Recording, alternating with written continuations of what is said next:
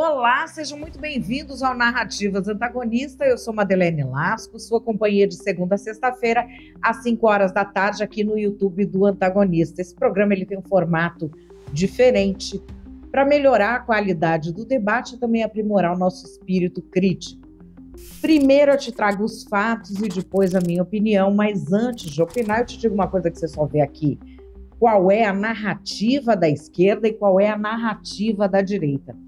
Cada dia com um fato diferente. O fato do dia de hoje é assassinado Rui Fontes, o delegado que combatia o PCC. Um crime horroroso, um episódio trágico que nós vamos debater aqui em profundidade, falando também de outros casos, do crime organizado no Brasil, enfim. Isso que preocupa tanta gente. Antes da gente partir para o fato do dia, vamos aqui a um recadinho do nosso patrocinador, a B-Way Idiomas. Você sabia que a Madeleine já foi professora de inglês? Pois ela já foi professora de inglês, cara. Muito louco isso, né? Então, ela sabe a importância que essa língua tem para você, como ela pode abrir portas, como você pode viajar com mais tranquilidade, você pode ter acesso a informações muito mais legais, você pode evoluir na sua carreira acadêmica, profissional. Ela sabe de tudo isso, então é por isso que a gente tem aqui o orgulho de ter essa parceria com a Madeleine, um preço especial para você que está aqui assistindo esse vídeo. Clica no link que você está vendo aí e aproveita essa promoção agora. Aproveita e vem para o melhor curso de inglês online do Brasil. Bora! Pois é, o professor Jonas Bressan sabe que eu fui professora de inglês e é por isso que eu admiro tanto o método da B-Way, porque ele é um método para te dar independência no inglês. Não é para você ficar naquela que você lê, mas não fala, até entende, mas não conversa, consegue entender tudo que te manda, não consegue responder um e-mail. Não, é para te dar independência. Aproveita que aqui para o pessoal do Narrativas Antagonista, a B-Way faz um preço especial, tanto no link que está na descrição, quanto no QR Code que está na sua tela. Bora para o fato do dia.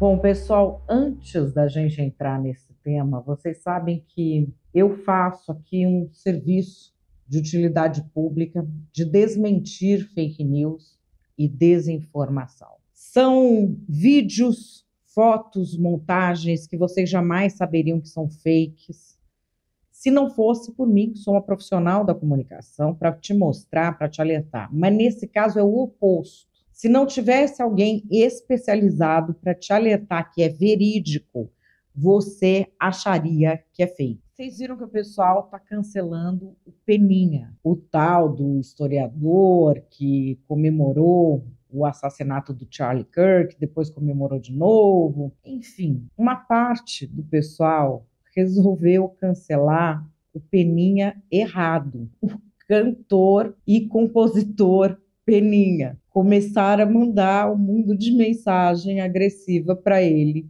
a ponto dele ter de gravar um vídeo falando que ele é outro Peninha, porque os perfis do Peninha historiador são todos Eduardo Bueno, e o perfil do Peninha cantor é Peninha. Vamos ver o vídeo. Olá, pessoal. Eu sou o cantor e compositor Peninha e estou passando aqui porque eu estou recebendo muitas mensagens pesadas. O pessoal está me confundindo com o Peninha que comemorou a morte do aliado do Trump. Não sou eu. Eu sou o Peninha da música, cantor e compositor Peninha. Não tem nada a ver com isso. São dois Peninhas, ele e eu. E aproveito para te convidar para passar no meu YouTube, no meu Spotify, para ouvir umas canções, tá bom?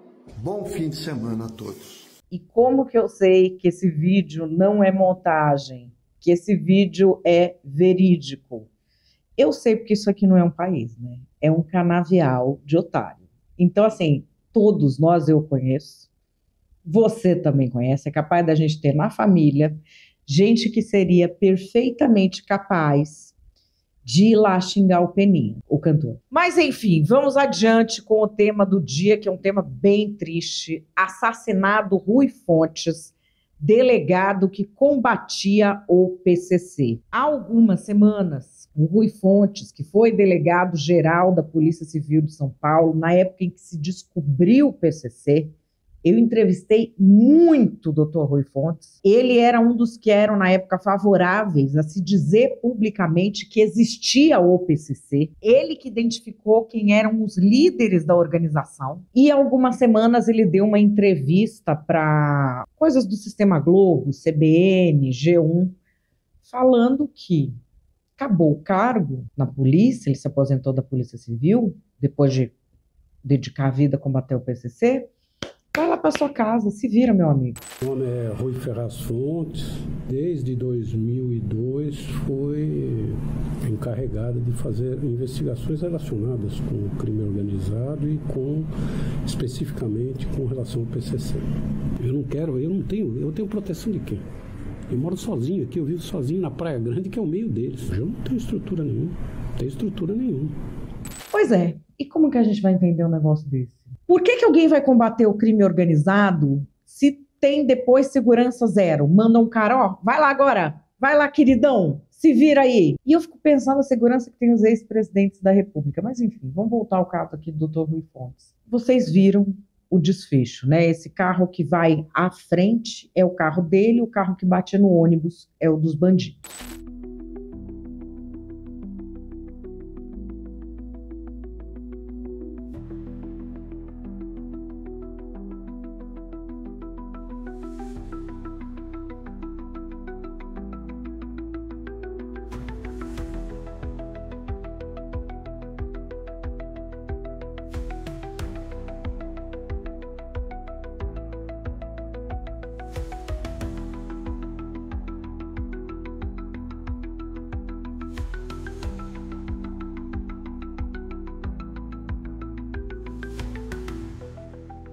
E aqui tem esse registro de quando as pessoas perceberam o que tinha acontecido, populares ali comentando.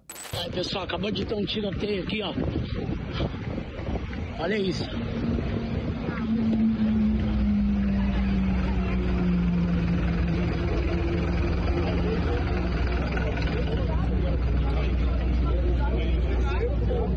Meu Deus, mano. Já era. Mataram o cara aqui dentro. Não é a primeira vez que ele tinha sido vítima de violência lá em Praia Grande, onde ele se estabeleceu. Ele era um dos secretários da prefeitura. Já tinha acontecido antes, vou trazer para vocês aqui no Narrativas Antagonista. Em dezembro de 2023, ele foi assaltado lá na Praia Grande junto com a sua esposa, ele estava de moto. E aqui mais um trecho dessa entrevista, que provavelmente é a última que foi dada pelo Dr. Rui Ferraz Fontes, ex-delegado-geral da Polícia Civil de São Paulo, brutalmente assassinado. Acabou revelando como era a organização, primeira vez. Isso foi quando, mais ou menos, você lembra? Talvez abril ou maio de 2002. O senhor chegou a ser ameaçado por essas investigações? Nunca foi ameaçado. Nunca foi ameaçado? Nunca. Teve uma conversa só meio atrapalhada com o Marcola, mas nunca teve um desenrolar negativo. Mas nunca. A questão, no mundo do crime existe uma ética. E essa ética é cobrada de uma forma geral. Em que momento que nós instruímos um inquérito policial e inventamos alguma prova contra eles? Nunca. Se tinha prova, a gente relacionava lá e depois ia depor em juízo para certificar essa prova. Nós não inventamos prova. Então, é a ética. Ele é criminoso, ele pratica o crime, eu sou da polícia, eu investigo. Fiz alguma coisa errada para obter essa prova para investigação? Não. Então, não gera um descompasso pessoal em relação à cara que investiga. Porque Se você voltar no passado, eu acho que talvez os principais inquéritos que levaram à condenação do Marcola saíram da delegacia de roubar bancos. Mas nunca ninguém... Qual foi essa conversa que você teve com o Militar? Então, mas aí eu também não gostaria que viesse a público. Tá. Ele foi trazido quando... Acho que é em abril ou maio que foram os atentados, né? De 2006. Foi Maio. Ele foi trazido pro DEIC, né? Você lembra? Puxa, mas essa história é muito boa. Agora eu lembrei que você já me contou ela. O Nagashi. Muito ruim. Eu não quero, eu tô aposentado. Eu tenho proteção de quem? Eu moro sozinho aqui, eu vivo sozinho na Praia Grande, que é o meio deles. Tá, beleza. Pra mim é muito difícil. Se eu fosse um policial da ativa, eu tava pouco me importando. Porque eu teria estrutura para me proteger. Hoje eu não tenho estrutura nenhuma. Não, você tem razão. Não tenho estrutura nenhuma. Aí ele estava na sala, estava com todos os policiais na sala. Que história é essa das ameaças? Aqui acho que cabe um contraponto que eu aprendi quando eu sofri ameaças. Eu aprendi isso com a Polícia Civil. O cidadão comum e muitos colegas jornalistas acham que é ameaça quando alguém chega e fala: vou te matar, vou fazer isso com você, vou fazer isso com seu filho. E muito provavelmente o Dr. Rui, assim como eu, quem é exposto publicamente por alguma razão, ou quem lida com a criminalidade como ele por outra razão, vai ouvir muito disso. Vai ter bilhetinho, vai ter isso, vai ter aquilo outro. O que eles consideram uma ameaça? É uma ameaça crível. É algo que pode vir até meio cifrado. Olha, eu pararia de fazer isso, hein? Pois é, tem gente que não pensa nos filhos. Cifrado, mas vindo de pessoas que têm os meios operacionais para fazer aquilo. Um plano em andamento. Quando eu digo que eu sofri ameaças, era isso. E quando ele diz que ele não sofreu ameaças, é isso. Ele não tinha até então identificado um plano em andamento para o assassinato dele. Nesse sentido, há uma briga danada que deu com o delegado da Cunha. Por quê? Alguns delegados acabaram divulgando da existência de um plano para assassinar o Dr. Rui Ferraz Fontes. Isso foi em agosto de 2021, tá? E ele não considerava que... Enfim, eu sei que deu uma encrenca danada e o delegado da Cunha conta aqui o que aconteceu. É gravação daquela época, 2021. Galera, qual que é a minha situação hoje? Eu estava trabalhando na 8ª seccional e aí a gente montou o nosso canal no YouTube. O nosso canal no YouTube, para quem não sabe, o nosso canal ele ficou famoso por conta de um caso, que é o caso do Jagunço. Tem o vídeo, é um vídeo com mais de 10 milhões de views. A gente tem um vídeo, quem que era o Jagunço? O Jagunço, o nome dele é Wislan, e ele era um chefe do Tribunal do Crime na Zona Leste de São Paulo, tá? O Jagunço que a gente prendeu, que tem os 3 vídeos. E houve a inteligência dos órgãos de governo interceptou a história toda. Vamos saber qual que é a história. Interceptou uma carta, e nessa carta o Jagunço era incumbido de executar, de matar o então delegado-geral de polícia, que é o senhor Rui Ferraz Fontes, né? Que é um excelente delegado, que sempre combateu o PCC, dos melhores delegados da história da polícia. E para quem não sabe, é o delegado que eu sempre fui fã. Eu assisti, existe um filme feito em homenagem a ele, que é o filme Salve Geral. Ele foi titular da 5ª Delegacia de Roubo a Banco do DEIC. É dos melhores delegados da história, eu sou super fã. Só que o que acontece? O que aconteceu? Vamos falar a verdade hoje, né? Pode falar a verdade, Alê? Pode falar a verdade. Pode falar, quer que espere mais um pouco, segura mais um pouco. Tem gente? Vamos começar. Como é que a gente tá? Quantas pessoas estão aí com a gente acompanhando agora? Estamos com 1.700 pessoas. 1.700, eu vou dar uma segurada. A gente pegou, começou a trabalhar na Zona Leste, e aí chegou a informação de que uma carta havia sido interceptada e que nessa carta se cogitava matar o delegado-geral.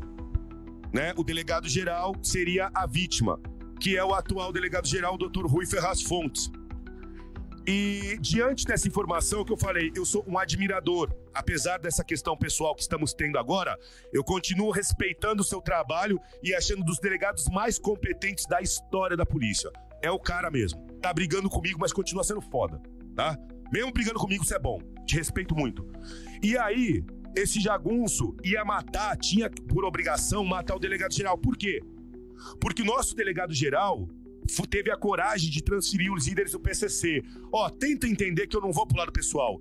Foi o delegado-geral atual que tá me perseguindo, ele é tão foda que ele coordenou a transferência das lideranças do PCC. Depois disso, queriam matar ele. E aí, eu com a minha equipe conseguimos prender o jagunço. Ficaram veiculando essa notícia e ele ficou bravo. Por que ele ficou bravo? Porque ele achou que eu tava fazendo plataforma e querendo me aparecer defendendo a vida dele. Antes disso, 2019, coloca aqui na tela. Carta revela que PCC mandou matar delegado-geral da Polícia de São Paulo. Rui Ferraz Fontes foi responsável por prender líderes da facção criminosa entre os anos de 2001 e 2002, quando trabalhava no DEIC. Portanto, assim, aí a gente tem uma diferenciação de conceito, porque para a maioria das pessoas, isso tudo que a gente viu aqui eram ameaças reais, mas para ele, por alguma razão, ele dizia que não. Ou porque não considerava ameaças, ou por causa daquele raciocínio. Se eu digo que eu fui ameaçado, aí vira carne de vaca, né? Vira arroz de festa. Todo mundo vai querer ameaçar também. E vamos lembrar aqui que o Brasil é o país, eu trouxe isso aqui outro dia, é o país das Américas que tem a maior parte de território controlado por crime organizado de todos. Nós temos mais de 1/4 do território do Brasil controlado por facções criminosas. No mesmo dia do assassinato do Dr. Rui Ferraz Fontes, o Superior Tribunal de Justiça decidiu soltar um dos fundadores da facção criminosa Amigos dos Amigos, o Cezinha do Mangue. Essa soberania, é assim que a gente responde ao crime organizado? E o que já está acontecendo culturalmente? Coisas como essa daqui. Esse menino tem 12 anos, a mãe dele dá aval para tudo isso que está acontecendo. E a tatuagem que ele tem de um palhaço, as tatuagens têm uma linguagem, né, no mundo do crime. Palhaço é assassino de polícia. Menino de 12 anos. Estamos tampando o rosto, mas é isso daqui a realidade do Brasil. E aí o comentário do Roberto Freire. Enquanto o governo Lula fala da nossa soberania com bandeiras e bonés, como se o palanque de 2026 já estivesse montado, no fronte interno o Brasil está perdendo a guerra contra o crime organizado. Mal sabe ele que isto é também soberania. Eu vou trazer aqui o Renan Santos, que acho que amarrou muito bem duas coisas.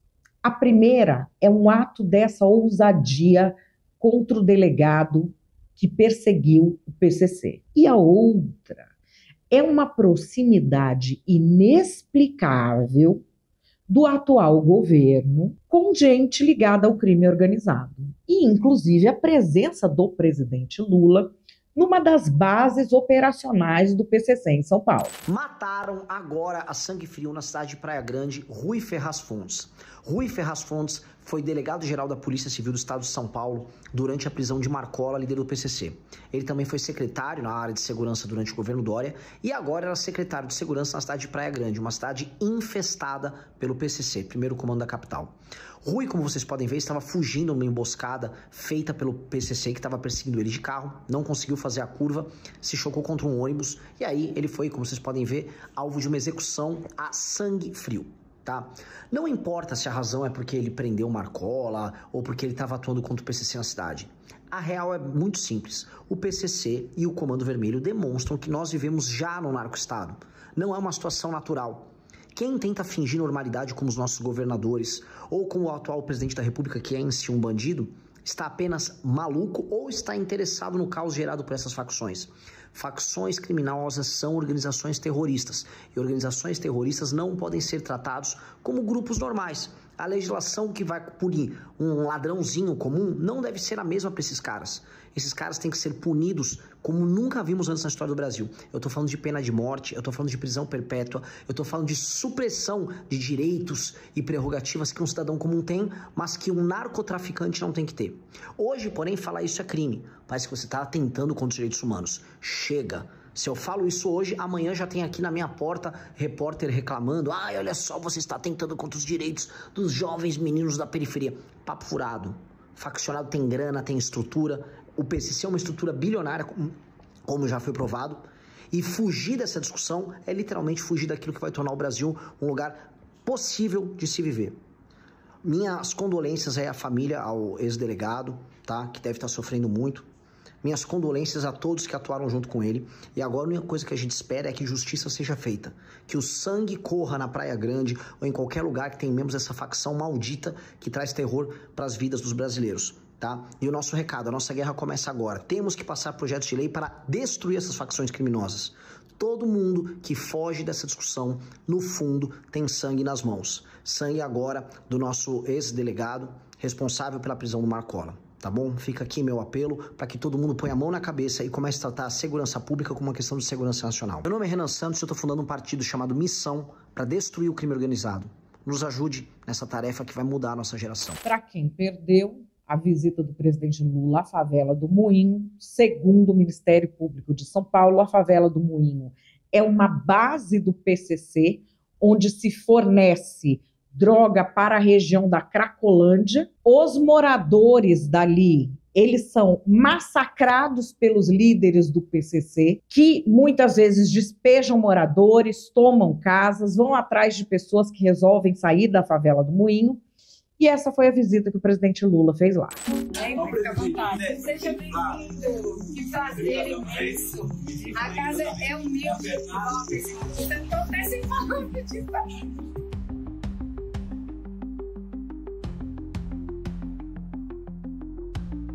Eu desejo o pior inimigo que você calado, jogar dentro de casa.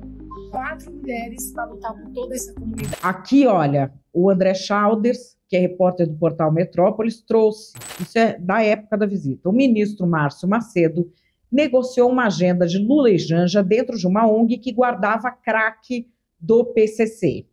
O governo fez várias reuniões com a associação presidida por irmã de chefe do tráfico. Aqui, ó, do Celso Santos Carvalho, estive hoje à tarde na favela do Moinho com a equipe do ministro da Secretaria-Geral da Presidência, Márcio Macedo, conversando com as lideranças da Associação dos Moradores e dos movimentos de moradia. Entre as lideranças, Alessandra Moja Cunha, vamos dar uma olhada, que está presa agora. Ela está presa, porque ela é a irmã do chefão do tráfico, que é um cara do PCC, o Leonardo Moja, na favela do Moinho.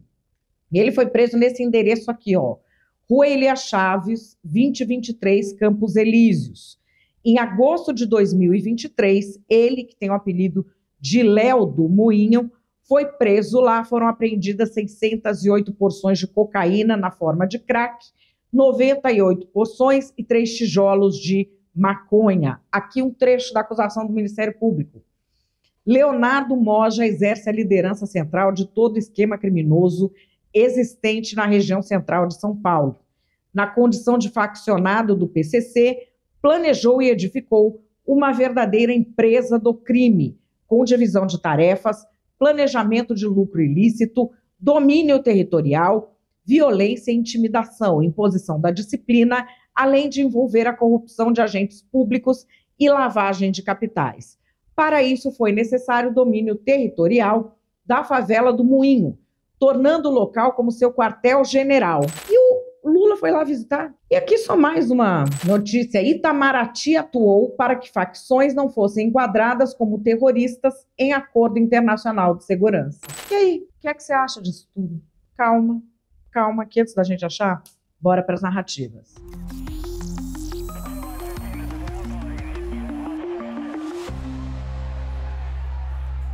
Nunca Nenhum presidente combateu o crime organizado como o presidente Lula está fazendo.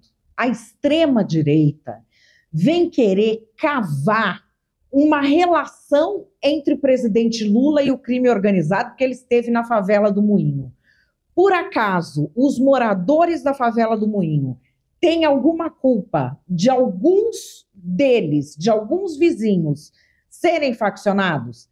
Estarem relacionados ao crime organizado? É óbvio que não. A maioria ali é de cidadãos de bem. A extrema-direita quer criminalizar a pobreza. E vamos aqui aos fatos. Quem é que desvendou o assassinato da Marielle? O governo Lula. Porque quando a milícia estava no poder, ninguém chegava a conclusão nenhuma, não é? E agora, o governador Tarcísio não quer o auxílio do Ministério da Justiça para investigar o assassinato do delegado em São Paulo. Por que será, né, gente? O que é que o Tarcísio tem a esconder?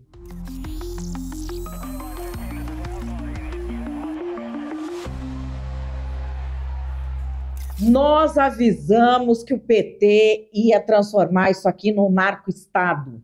Sempre teve junto com as Farc, com tudo que não presta, com crime organizado, com bandidagem. Quem viu o documentário O Mecanismo, viu que em todas as cadeias do Brasil teve festa quando souberam que o Lula ganhou do Bolsonaro. Por quê? Porque o Bolsonaro não admite crime. O Bolsonaro sempre bateu duro contra a bandidagem. Ele é a favor, sim, da pena de morte para bandido. É a favor, sim, do pau de arara para bandido, de classificar bandido como terrorista, de suspender os direitos humanos dos bandidos. E a esquerda só defende bandido. A esquerda nunca olha para as vítimas. E teve gente da Isentolândia que apoiou esse tipo de coisa. Nós, patriotas, sempre avisamos.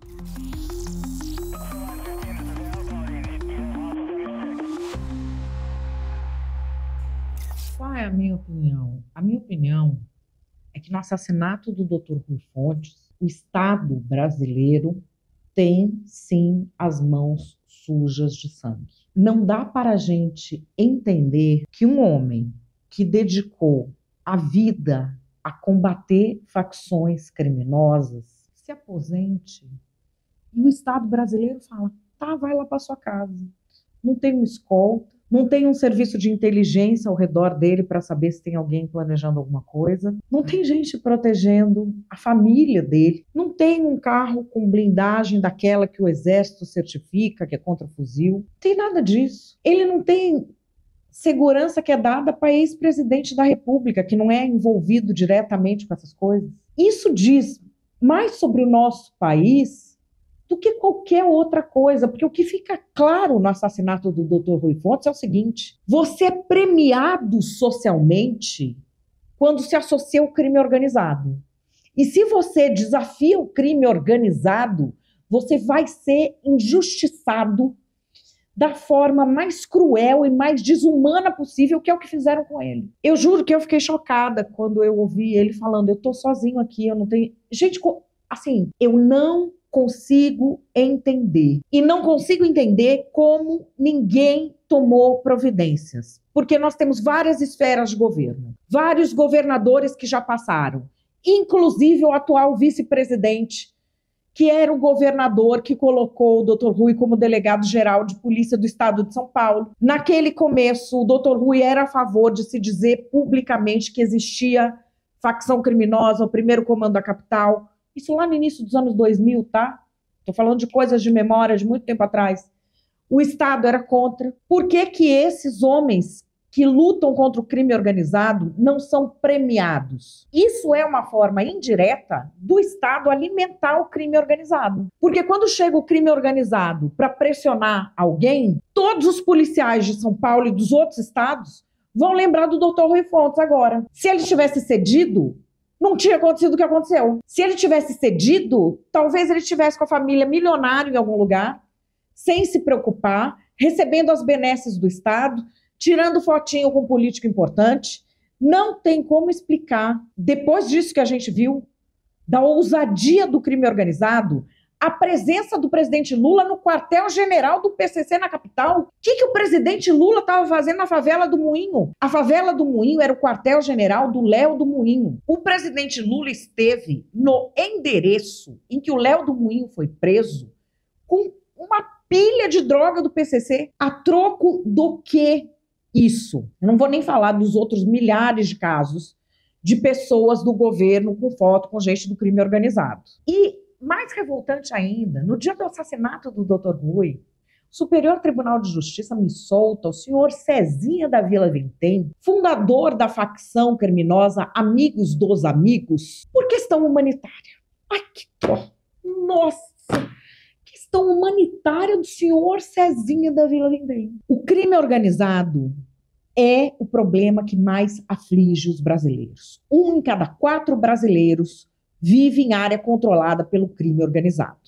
Enquanto o presidente Lula tira sarro da cara da gente falando que aqui tem soberania. Não tem soberania, porque 1/4 do território que ele governa, ele não governa. Quem governa é facção criminosa. Já passou do ponto. Precisa haver uma aliança de governos urgente para lutar contra facções criminosas. Porque senão, no pé em que a coisa está indo, 25 anos atrás se negava a existência dessas facções. Oficialmente, os governos negavam, falavam que era conversa dos presos. Em 25 anos, eles dominam 1/4 do território do Brasil. Daqui a pouco, não vai mais ter polarização, não vai mais precisar dividir a gente para governar, porque os políticos vão entregar todo o governo do Brasil na mão do crime organizado. Passou da hora de tomar alguma atitude séria. Bom, pessoal, esse tema me tira do sério. Esse tema me tira do sério porque eu cobri este início. Eu era repórter. Era um mundo diferente. A reportagem a gente ia no lugar mesmo, ficava lá, enfim, conversava com as pessoas e é revoltante. Quando eu descobri que esse homem não tinha escolta, e eu fico pensando aqui em todos os outros que não têm, meus amigos que foram comandantes da Polícia Militar do Estado de São Paulo, delegados gerais da Polícia Civil, as famílias deles que eu conheço. Quando eu fico pensando, porque assim, não dá, né, gente? Não dá. O tanto de imposto que a gente paga. Eu acho que assim, se a gente tivesse que escolher para onde vai esse dinheiro, hein? Vai para comprar lagosta para político? Ou vai para a segurança de quem dá a cara para defender a gente contra o crime organizado? Olha, esse assunto me tira do sério. Mas enfim, hoje eu vou ficando por aqui. Quero saber a sua opinião. Deixa o seu like para mim, deixa o seu comentário. Se você ainda não viu o meu videocast lá do ar, a primeira edição foi com o Batista Miranda, comediante angolano, tá aqui no Antagonista, também em todas as principais plataformas de streaming. E não se esqueça que você pode mudar sua vida, B-Way Idiomas, pra você ficar fluente em inglês. Quem é fluente em inglês ganha no mundo. Tem aqui, ó, link na descrição, QR Code na tela. Eu vou ficando por aqui. Eu volto amanhã às 5 da tarde. Grande beijo e até lá.